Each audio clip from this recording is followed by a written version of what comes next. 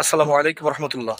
সম্মানিত রোজাদার ভাই ও বোনেরা, আমরা সারাদিন রোজা রাখার পরে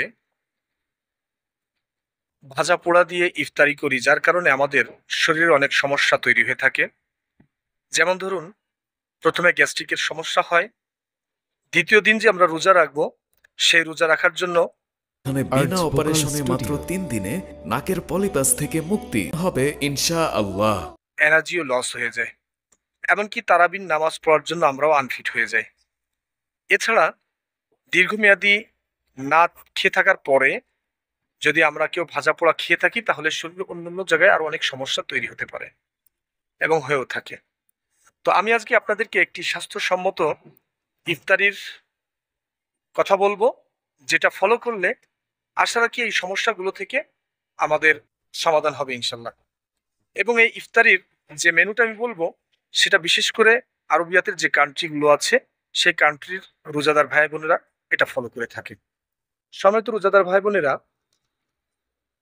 আমরা যদি সারাদিন রোজা রাখার পরে কয়েকটি খেজুর এবং নর্মাল পানি খেয়ে থাকি, কোনো শরবত ছাড়া, এবং এর সাথে 50 থেকে 100 গ্রাম টক দই, টক দইয়ের সাথে বিভিন্ন প্রকৃতির মশলা গুঁড়ো করে, যেমন জিরা, ধনিয়া, গোমরি, এলাচ, দু একটা লবঙ্গ, এইসব মশলা একত্রিত করে যদি আমরা ব্লেন্ড করে পাউডার করে ওই টক দইয়ের সাথে মিশ্রণ করে সেবন করি, তাহলে আমাদের যে গ্যাসের যে সমস্যা হয়ে থাকে অথবা এনার্জেটিক লসের যে সমস্যাটা হয়ে থাকে, সেটা হবে না ইনশাল্লাহ। এবং পরবর্তীতে তারাবি এবং পরবর্তী দিন রোজা রাখার জন্য আমরা যথেষ্ট এনার্জেটিক হব এবং গ্যাসের যে সমস্যাটি হয়ে থাকে গ্যাস্ট্রিক, সেই সমস্যাটি হবে না ইনশাল্লাহ। খেজুরের ক্ষেত্রে যদি আমরা সুক্কারি খেজুরটা খেতে পারি, তাহলে আরো বেশি উপকার পাবো। কারণ সুক্কারি খেজুরের মধ্যে স্বাস্থ্যসম্মত কিছু গুণাগুণ আছে। যেমন যাদের রক্ত স্বল্পতা আছে, শরীর অল্পতে দুর্বল হয়ে যায়, সেই সব ভাই বোনেরা এই সুক্কারি খেজুরটা খেতে পারেন। রোজার মাসটা আমাদের জন্য একটা নিয়ামত স্বরূপ।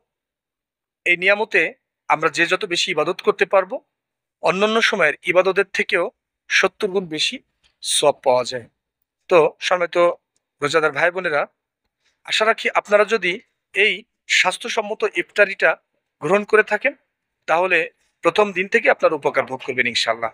আজ এ পর্যন্তই। ভালো থাকার জন্য আল্লাহ রাব্বুল আলামিনের কাছে সাহায্য কামনা করবেন। আপনাদের জন্য দোয়া করি এবং আমার জন্য দোয়া করবেন, আমরা যেন সবাই সুস্থ সম্মতভাবে বেঁচে থাকতে পারি এবং রোজাগুলো রাখতে পারি। আসসালামু আলাইকুম ওয়া রাহমাতুল্লাহি ওয়া বারাকাতুহু।